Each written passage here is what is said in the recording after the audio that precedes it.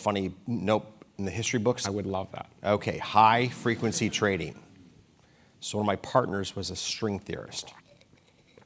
Actually went to school down the street here at a school, that school called Berkeley. Okay. I think I've heard of it. Yeah. But he studied string theory at Berkeley. You want to hear an irony?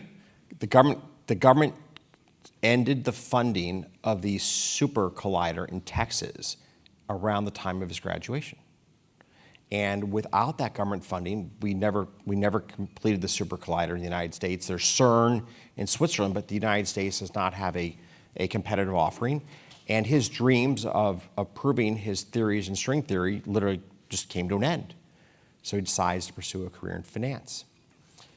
He ran, it's kind of a wild story, isn't it?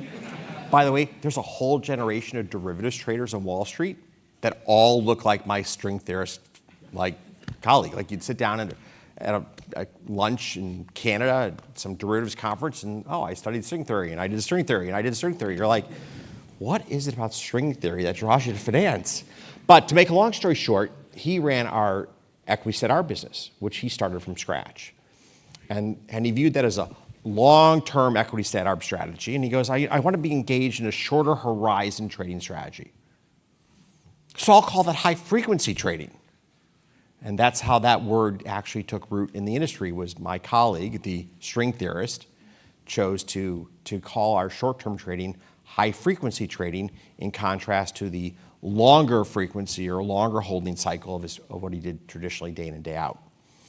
So bring us to AI.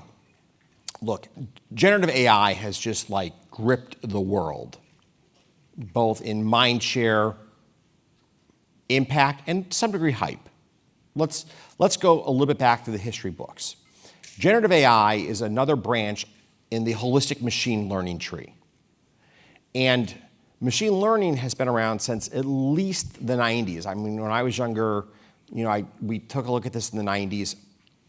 Let's be right to the point. What an interesting curiosity.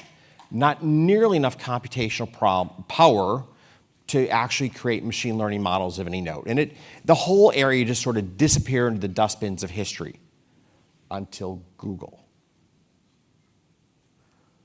Google, harnessing roughly the computational power of the 5th largest country in the world, got that?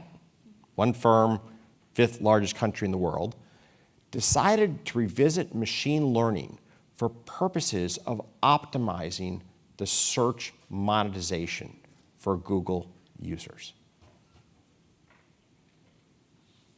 And it worked. And from that came TensorFlow, which Google gifted to the world, and it's one of the greatest gifts ever given to humanity. It was